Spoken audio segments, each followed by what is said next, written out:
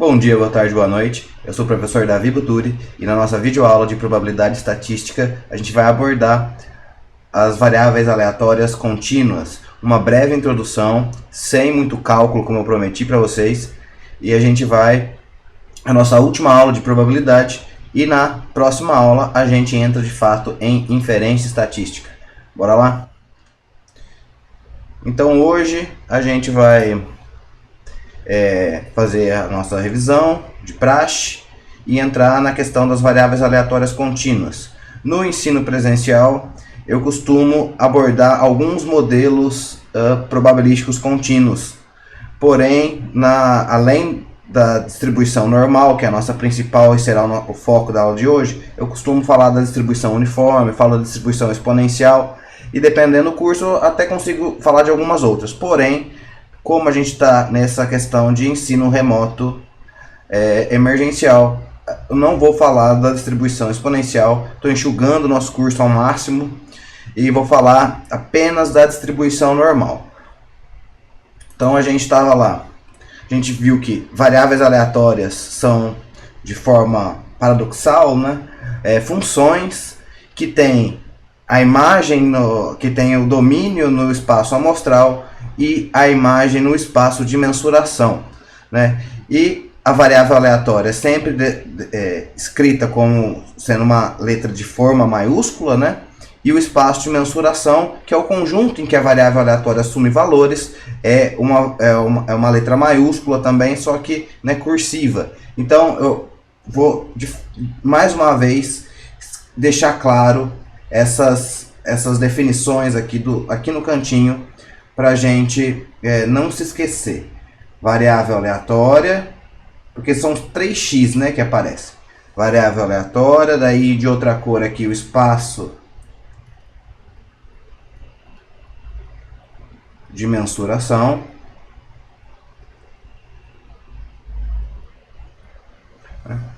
E a gente viu que as variáveis aleatórias estão intrinsecamente associadas ao tipo de variável que a gente viu lá em estatística descritiva. O que acontece é que a gente na aula passada a gente viu uma introdução às variáveis aleatórias discretas e hoje a gente então vai entrar nas variáveis aleatórias contínuas. E por que a gente precisa desse conceito todo de variáveis aleatórias? Porque aplicar os conceitos de probabilidade clássica ou probabilidade a priori em casos em que o espaço amostral ou é infinito ou não é enumerável, é impossível, né? Então a gente usa de modelos probabilísticos um pouco mais complexos para obter as probabilidades de eventos de interesse na população. Só que, como a variável aleatória não retorna probabilidades diretamente, a gente depende de funções especiais que vão fornecer a base do cálculo de probabilidades para a gente. Dependendo do tipo de variável, a gente tem que essas funções vão ter algumas propriedades diferentes, né? Nas variáveis aleatórias discretas, a gente tinha as funções de probabilidade, né? As f's de x, variável aleatória,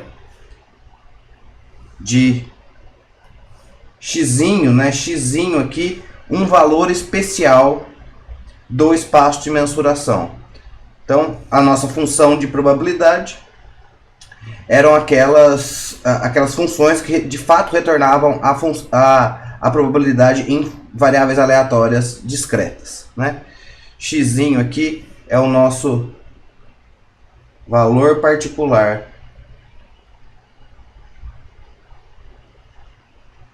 dentro do espaço de mensuração. Então, as nossas variáveis aleatórias de hoje, as nossas variáveis aleatórias contínuas, né, elas assumem valores em algum subintervalo real, né? Só que essas funções especiais que fornecem as probabilidades não são chamadas mais de função de probabilidade. Elas são chamadas de função densidade de probabilidade. Também aparece muito na literatura as FDPs, né? E a gente vai escrever f'zinho de x'inho da mesma forma, né? O nosso x'ão aqui é a variável aleatória, o nosso x'inho é um valor especial, aí um valor particular do espaço de mensuração.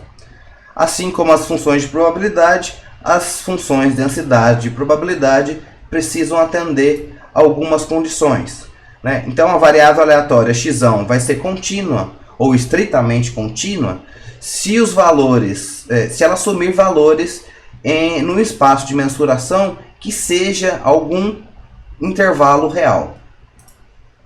A função densidade de probabilidade também é maior ou igual que zero para todos os valores no espaço de mensuração. A integral da função densidade de probabilidade no espaço de mensuração, a integral definida, né, também tem que dar 1. Então, o que é esse negócio? Eu falei que não é ter cálculo, já apareceu uma coisa de cálculo aqui? Bom, se você está familiarizado com o conceito de integral, eu só quero dizer aqui que a área sob a função densidade de probabilidade tem que ser 1. A área, ou volume, ou hipervolume, dependendo do seu espaço de mensuração aqui, né? Então, essa integral aqui, com esse índice na integral, né? Estou falando que é uma integral no espaço de mensuração da FDP, né? Diferencial em x aqui, eu estou simplesmente falando que eu vou integrar qualquer que seja, eu vou fazer uma integral definida em qualquer que seja esse espaço, né? Então ela tem que dar 1. Se por acaso você não estiver familiarizado com o conceito de integral, eu vou dar um exemplo aqui para você ter uma ideia só de como é que funciona essa questão do cálculo, tá? Então,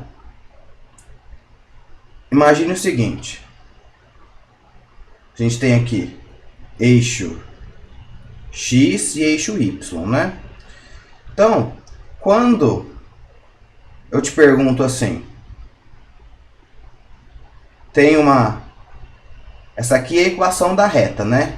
Y igual a ax mais b. Se eu te falar assim, qual que é a área aqui dentro, né? A área aqui. Então a gente tem aqui, por exemplo, um limite x1, outro limite x2 aqui, e eu te pergunto a área aqui, né? Então, não é uma coisa complicada de se calcular, porque a gente consegue dividir isso daqui em um triângulo retângulo, consegue dividir a parte, bom, vou pintar aqui. A parte em amarelo aqui a gente consegue enxergar um triângulo retângulo, a parte em azul aqui a gente consegue enxergar um outro retângulo, a gente subdivide, né, e consegue calcular essas áreas de acordo com os limites x1 e x2 aqui, de acordo com a equação da reta. Acontece que a integral ela vem para facilitar a nossa vida no cálculo dessas áreas aqui, das áreas sob a curva. Apesar dessa ser uma equação bastante simples, né, e a gente conseguir decompor, eu poderia também calcular essa área aqui, né, como sendo, né, uma integral de x1 até x2, né, da minha f, que é na verdade y, né, da minha f de x, y, né, f de x igual a y aqui, da minha f de x. Então, por outro lado, nesse caso eu não precisaria usar esse conceito de integrais, mas ela surge dentro de um outro contexto, que é assim: imagine que você tem uma função qualquer aqui, uma f de x qualquer aqui, né? Aqui sendo x e aqui sendo f de x. Imagina que você queira calcular esta área aqui, né? Como é que você faz isso? Uma ideia é você poderia pegar vários retângulozinhos.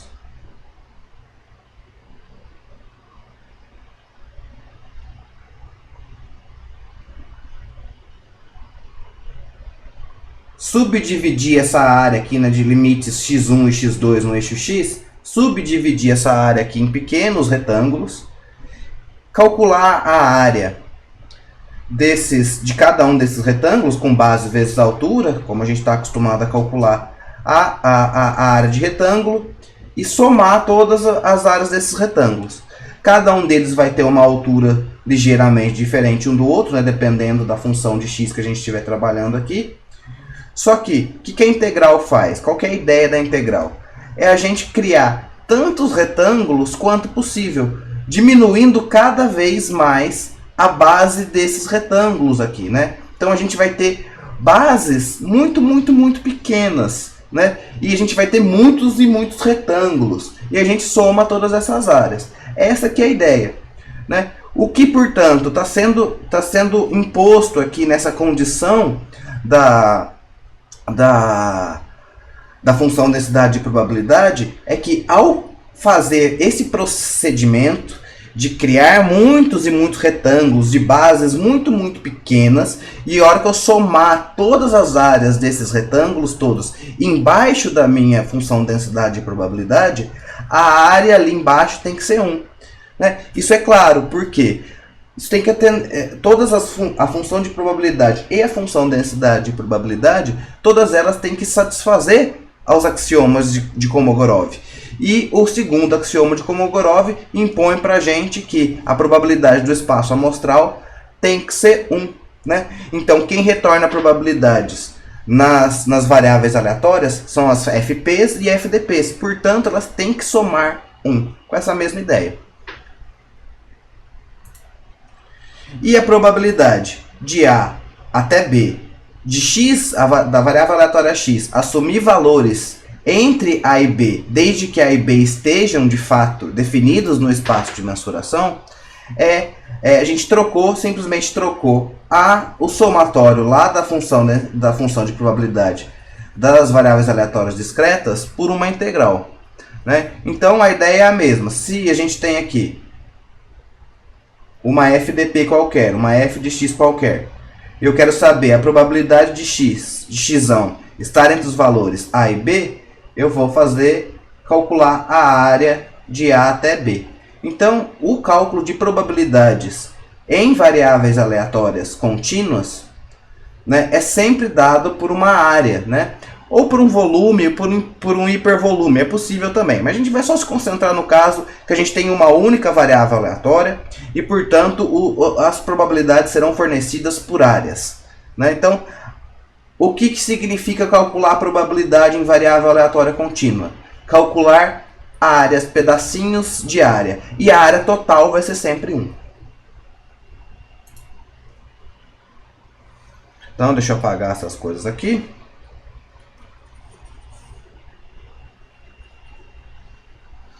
O que acontece nas funções, nas variáveis aleatórias contínuas, é que as funções de densidade de probabilidade, elas não são capazes de retornar diretamente probabilidade.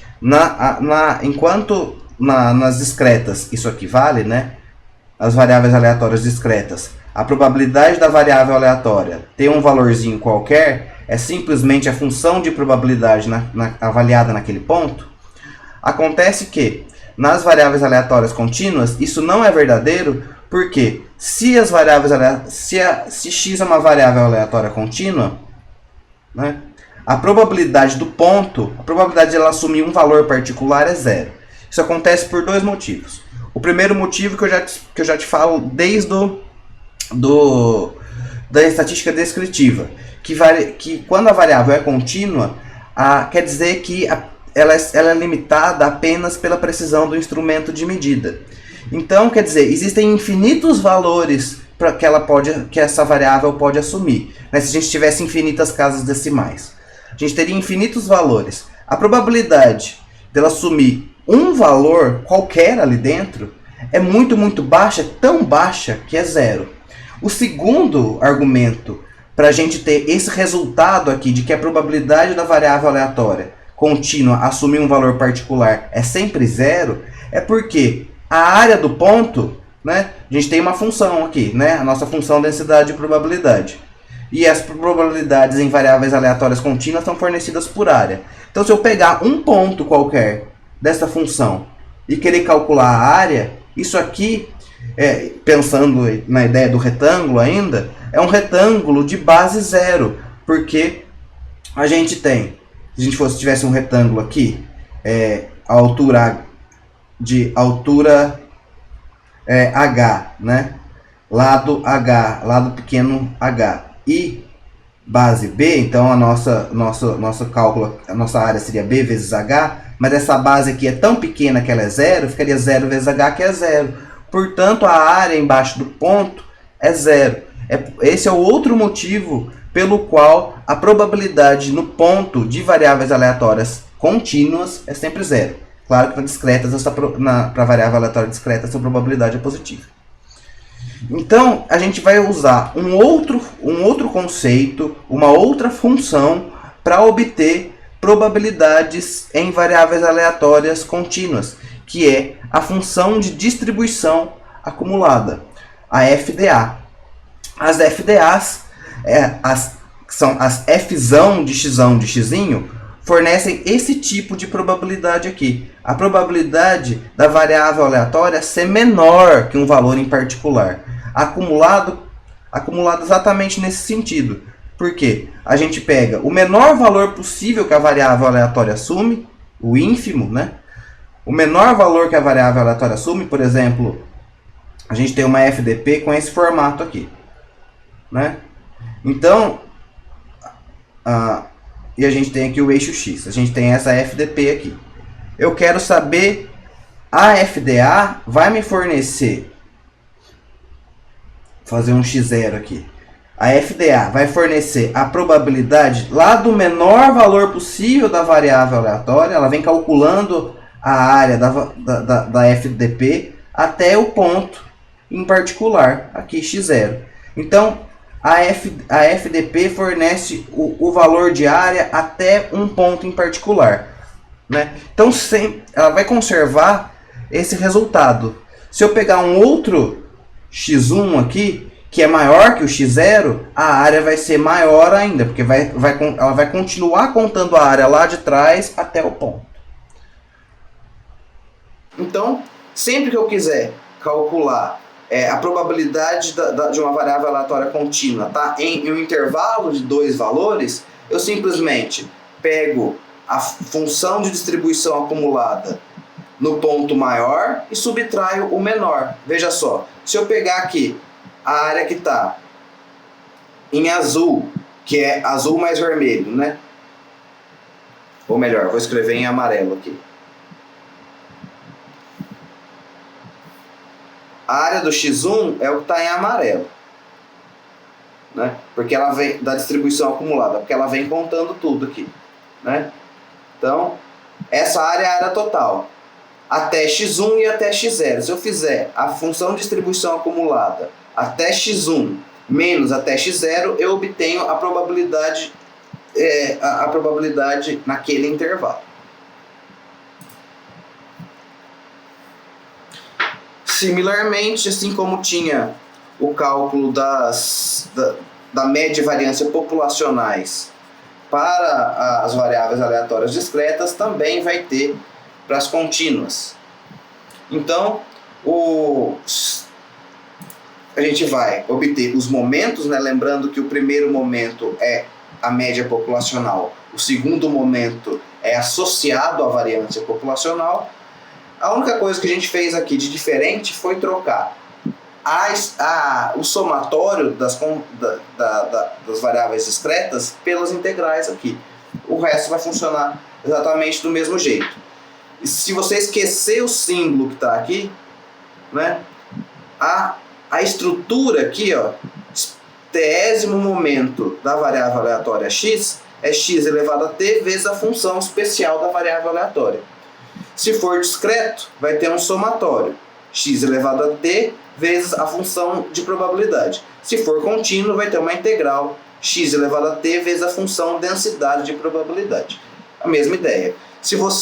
Eu não vou cobrar que você resolva essas contas, né? Eu não vou cobrar que você resolva as integrais, porque eu falei que esse curso não é precisa de cálculo. Eu só quero que você entenda os conceitos do que está sendo feito aqui.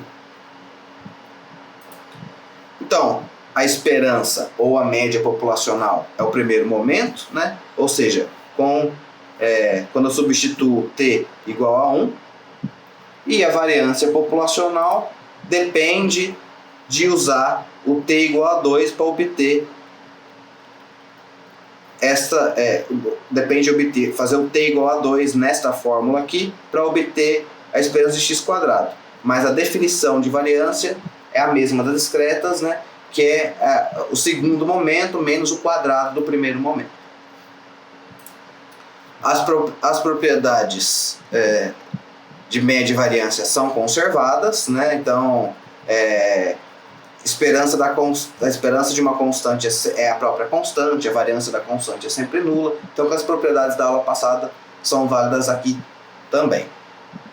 Como já venho adiantando para vocês, a questão de experimentos aleatórios que envolvem a observação de variáveis contínuas criam essa dificuldade de escrever o espaço amostral, né, e quantificar o número de elementos favoráveis a um determinado evento de interesse, né.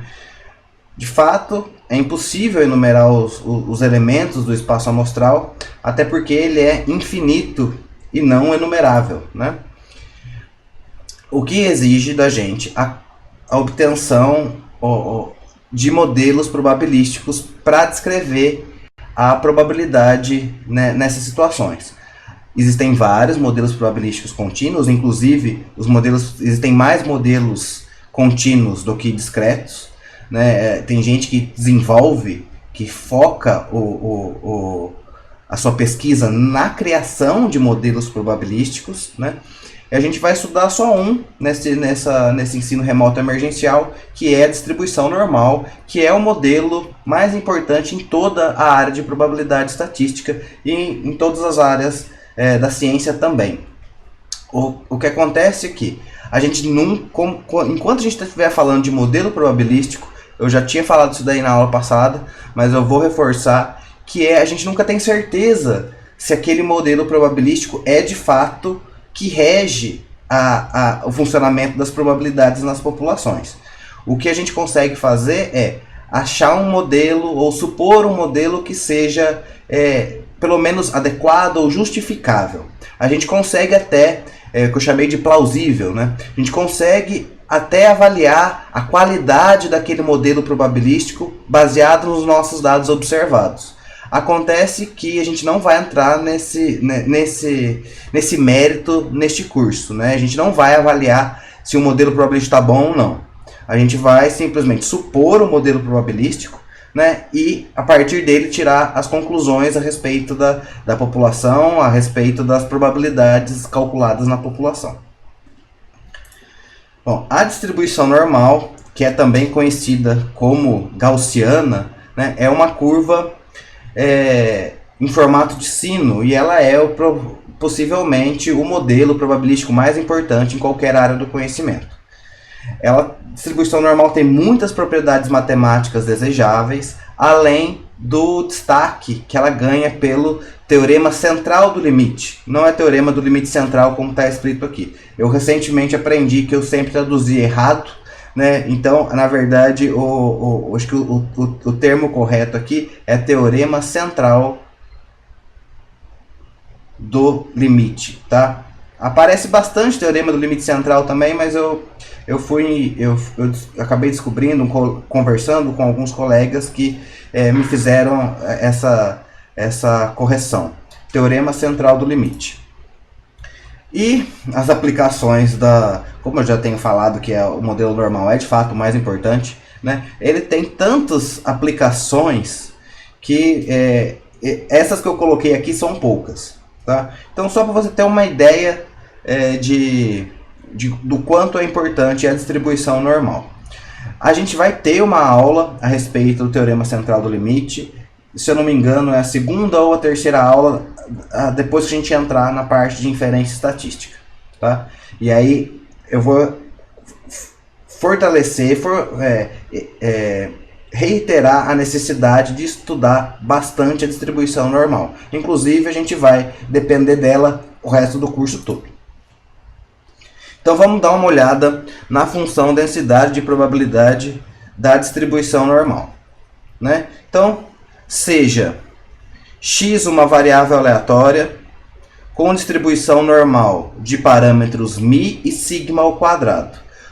A distribuição normal tem essa característica especial que os seus dois parâmetros, né, μ é a própria esperança, é a própria média populacional, e sigma ao quadrado é a própria variância populacional. Então, essa é uma característica, uma propriedade da distribuição normal que não se repete em outras distribuições, ou não necessariamente se repete em outras distribuições, né? Nem sempre os parâmetros das distribuições são iguais a esses dois momentos populacionais tão importantes.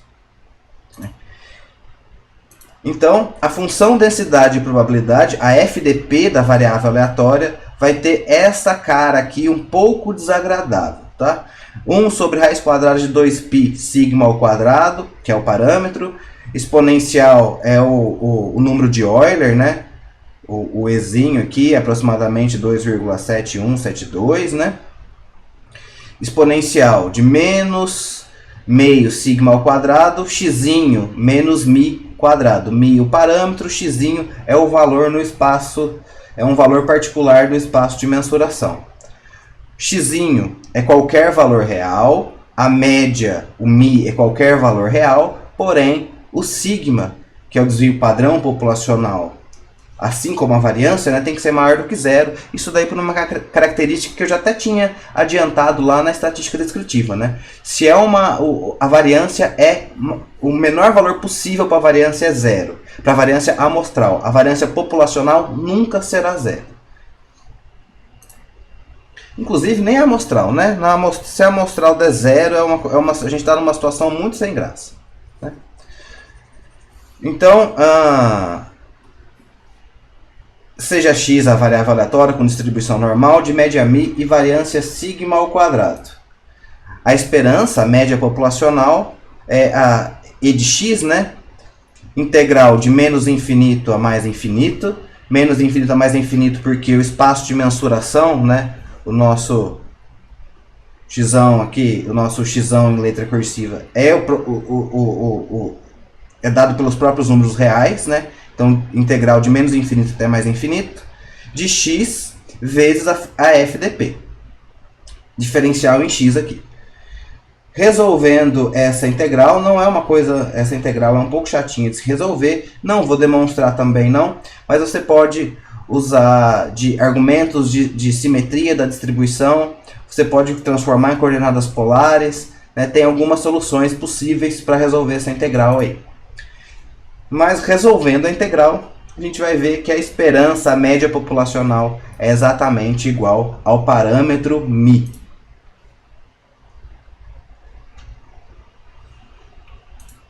Deixa eu apagar aqui essas coisas todas. Então, para a gente obter a variância de x, o primeiro passo é calcular o segundo momento populacional, né? Ou seja, esperança de x quadrado. Esperança de x quadrado é a mesma coisa, integral de menos infinito a mais infinito, de x ao quadrado vezes a FDP. A FDP não vai ao quadrado, a FDP sempre continua ela mesma, né? Quem vai é o que pré-multiplica a FDP aqui.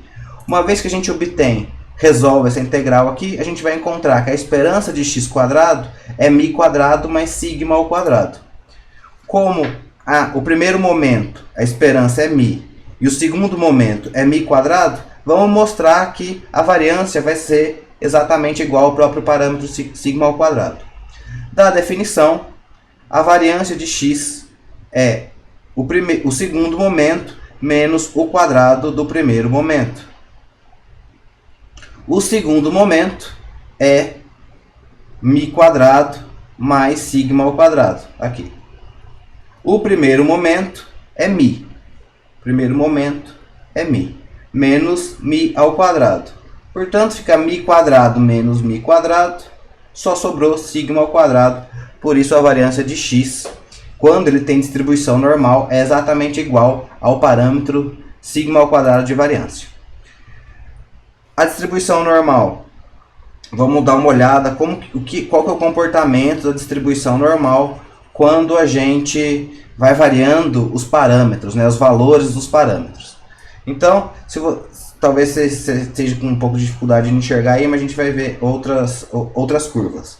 Então, esse é o formato da curva de sino, né? Então veja, ela tem um pico na média.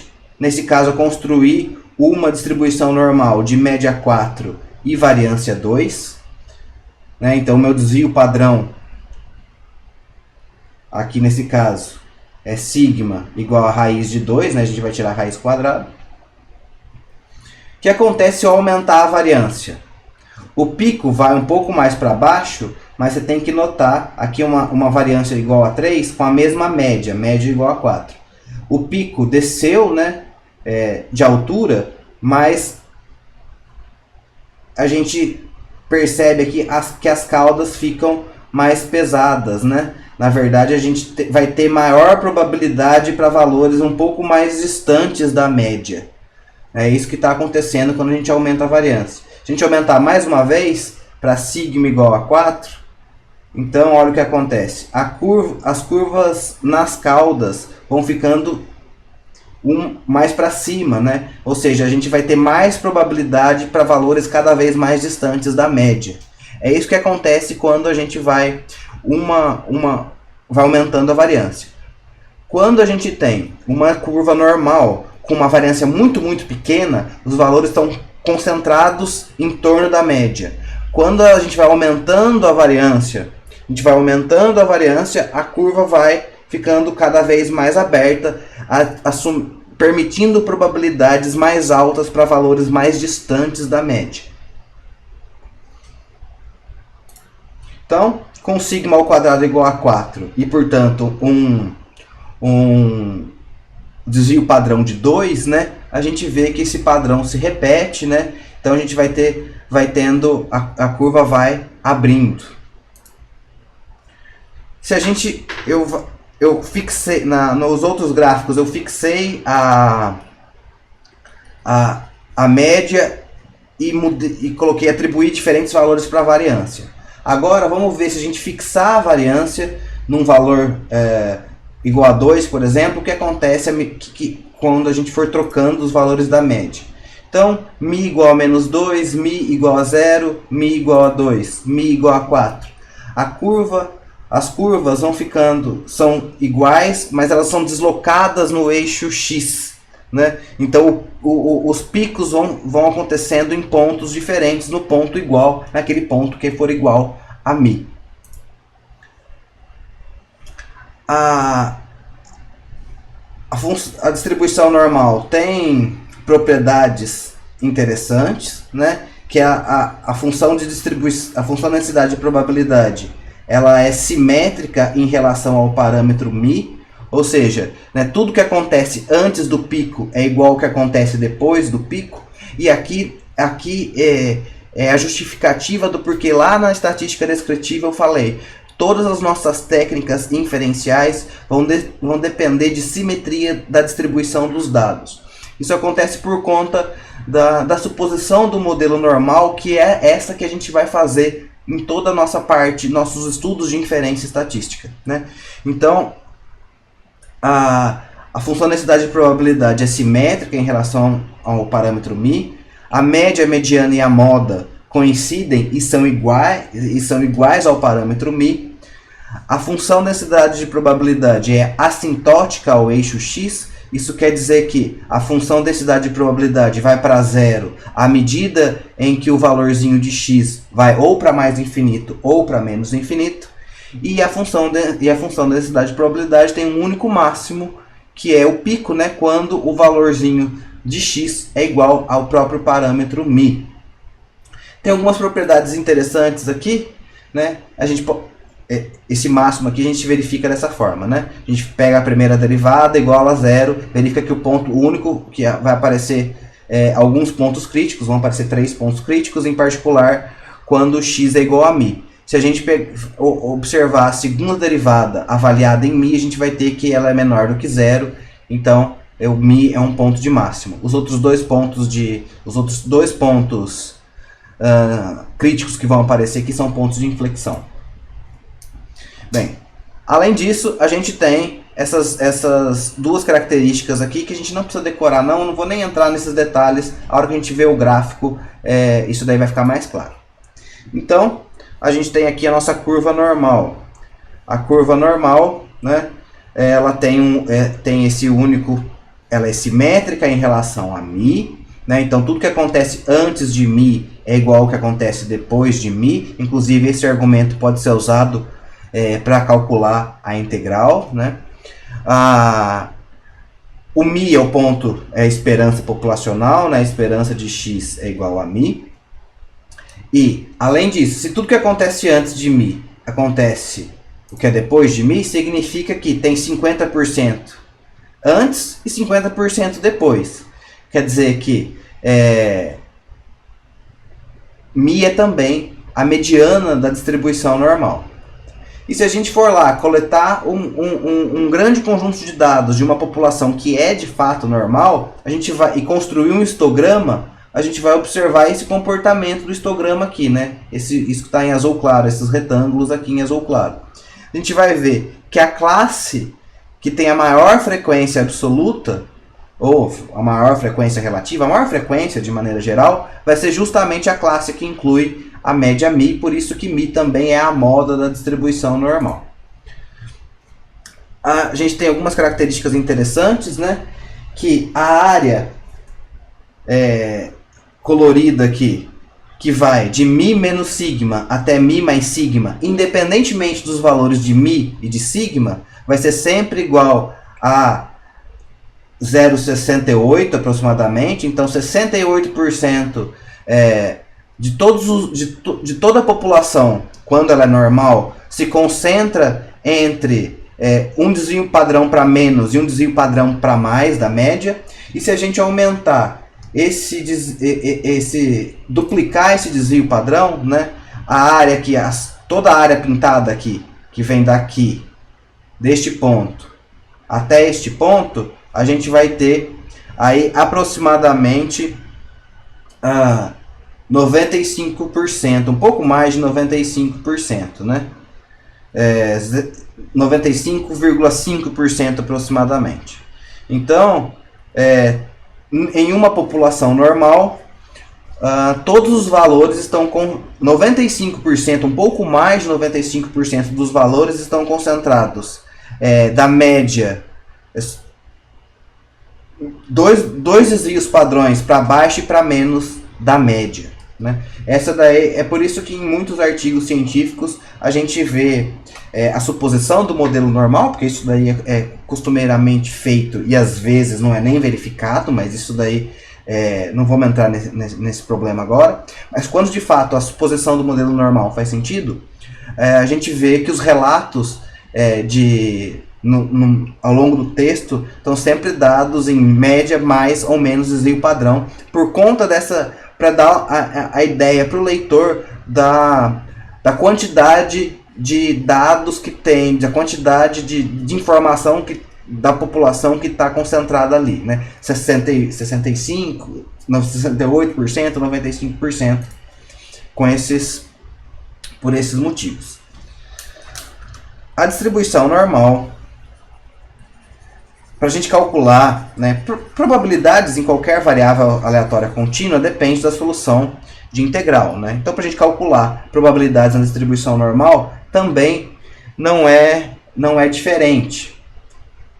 Acontece que a gente usa tanto a distribuição normal e a distribuição normal, a integral da distribuição normal não tem solução analítica na hora do cálculo de probabilidades, né? Então, para a gente calcular as probabilidades de A até B, essa área azul aqui, por exemplo, eu teria que ficar resolvendo numericamente uma integral.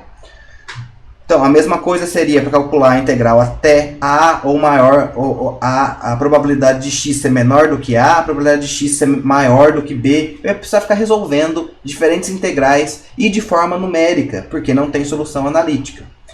A nossa escapada, né, disso é usar a forma padrão da distribuição normal. Uma variável aleatória com distribuição normal padrão é aquela que tem média 0 e variância 1. Apesar de ela, da mesma forma, precisar de soluções numéricas para as integrais no cálculo de probabilidades, a gente tem essas integrais numéricas resolvidas na tabela Z. E a gente sempre pode transformar uma variável aleatória normal genérica, né, de média qualquer e variância qualquer, média mi qualquer, variância sigma ao quadrado qualquer, fazendo essa continha aqui, né? A gente transforma a variável aleatória x em uma variável aleatória z ao subtrair a média e dividir pelo desvio padrão. Toda vez que eu faço essa conta, pego a variável aleatória normal, subtraio sua média e divido pelo desvio padrão, eu chamo esse processo de padronização e a nova variável vai ter distribuição normal também, mas agora de média 0 e variância unitária. A função de distribuição acumulada da variável z está disponível na tabela Z, que fornece as áreas sob a curva normal de média 0 e variância 1. E tem um vídeo que eu te ensino a usar a tabela Z, né, calcular a tabela Z, a calcular probabilidades usando a tabela Z. Não vou continuar isso nessa aula, a gente vai resolver exemplos no nosso próximo encontro síncrono envolvendo a tabela Z, porque é muito importante, a gente vai depender dela até o final desse curso. Tem algumas ferramentas online também que permitem a gente fazer os cálculos da distribuição normal. Porém, eu vou deixar um vídeo aqui em algum lugar aqui do finalzinho para você poder acessar o link do acesso do uso da distribuição normal, apesar de a gente resolver vários exemplos depois. Pessoal, legal, espero que você tenha curtido esse conteúdo que foi mais teórico a respeito da distribuição normal e a prática a gente vai ver logo na sequência. Beleza? Até a próxima!